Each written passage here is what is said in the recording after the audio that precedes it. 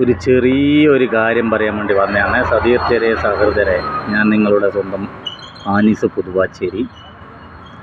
അതായത് 90-80 കാലഘട്ടങ്ങളിൽ കൂടുതൽ വീടുകളിലും മുട്ടവിളക്ക് എന്ന് നമ്മൾ പറയും, അതായത് ചെമ്മണി വിളക്ക് അല്ലേ, എല്ലാ വീട്ടിലുണ്ടായിരുന്നു.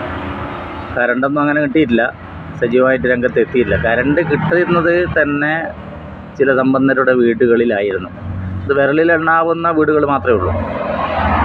ഇരിക്കട്ടെ, അന്നൊക്കെ ആ മുട്ട വിളക്ക് നിങ്ങൾ ശ്രദ്ധിച്ചിനാ? ഈ ചിമ്മണി വിളക്ക്, മണ്ണെണ്ണ വിളക്ക് എന്നൊക്കെ പറയുന്ന വിളക്ക്, ഇത് റാന്തലിൻ്റെ ചെറിയൊരു ടൈപ്പാണ്. ആ വിളക്കിൻ്റെ മുമ്പിലിരുന്നത് നമ്മൾ അന്ന് പഠിച്ചിരുന്നത്. ആ വിളക്കിന് ചുറ്റും പാറ്റകളുണ്ടായിരുന്നു. ചില സമയങ്ങളിൽ ഈ മഴക്കാലത്തൊക്കെ പാറ്റകൾ വല്ലാണ്ട് വരും.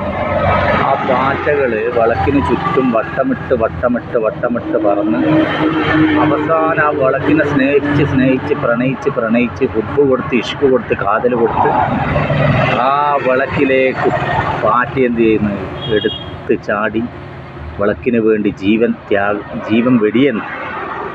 ഇതെന്തുകൊണ്ടാണ്? പാറ്റയ്ക്ക് വിളക്കിനോടുള്ള ഇഷ്ടം കൊണ്ട്.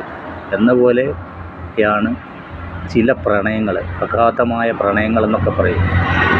ഇത് എൻ്റെ കണ്ടുപിടുത്തമല്ല, മഹാകവി അല്ലാമ മുഹമ്മദ് ഇഖ്ബാലിൻ്റെ വരികളാണിത്.